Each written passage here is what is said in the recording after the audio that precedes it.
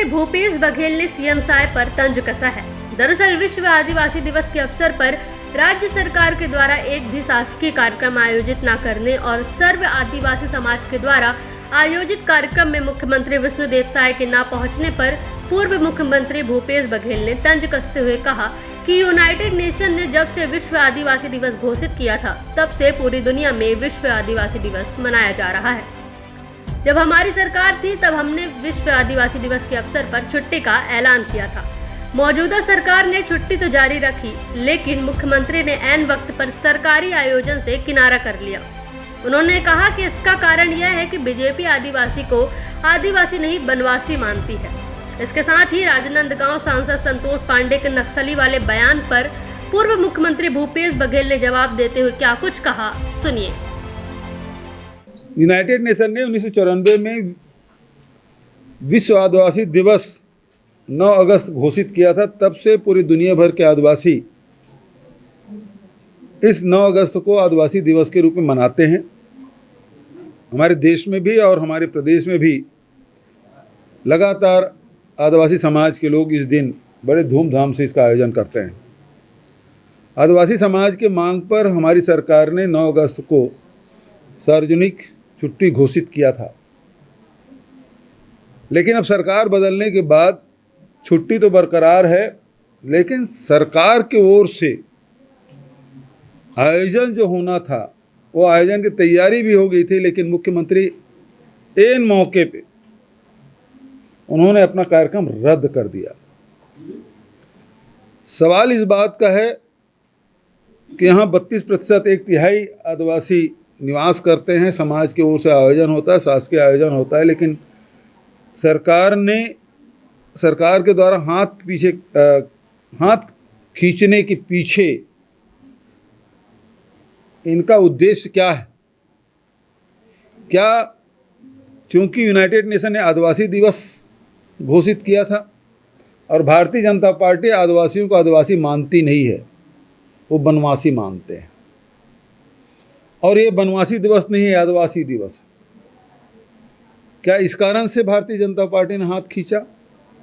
और शासकीय तौर पे जो आयोजन होता था उस आयोजनों से मुख्यमंत्री का शामिल नहीं होना ये आश्चर्य का विषय है और मुख्यमंत्री को और सरकार को इसका जवाब देना चाहिए कि आखिर ऐसा क्या हुआ जिसके कारण से शासकीय आयोजनों से मुख्यमंत्री विमुख हो गए। इसका जवाब उसे देना चाहिए। चुनाव से पहले बोलो। चुनाव से पहले आदिवासी मंत्री, केंद्रीय मंत्रियों का दौरा होना, जनसभा होना, चुनाव जीतने के बाद एक आदिवासी नेता को राज्य के सबसे सर्वोच्च पद में नियुक्त करना, उसके बाद जो है एक आदिवासी दिवस के अवसर पर मुख्यमंत्री का ना पहुंचना और एक भी शासकीय कार्यक्रम आयोजित ना होना, क्या लगता है ये अब आदिवासी को दरकिनार किया जा रहा है और अब और चुनाव से पहले उनको केवल वोट बैंक के लिए जो है इस्तेमाल किया गया था? बिल्कुल एक षड्यंत्र दिखाई देता है और इसलिए भारतीय जनता पार्टी को भी स्पष्टीकरण देना चाहिए और सरकार को भी, क्योंकि विष्णुदेव साय आदिवासी हैं और इसका जवाब देना चाहिए। वो मौन क्यों है? एक भी विज्ञापन नहीं गया, न इलेक्ट्रॉनिक मीडियम में न प्रिंट मीडिया में।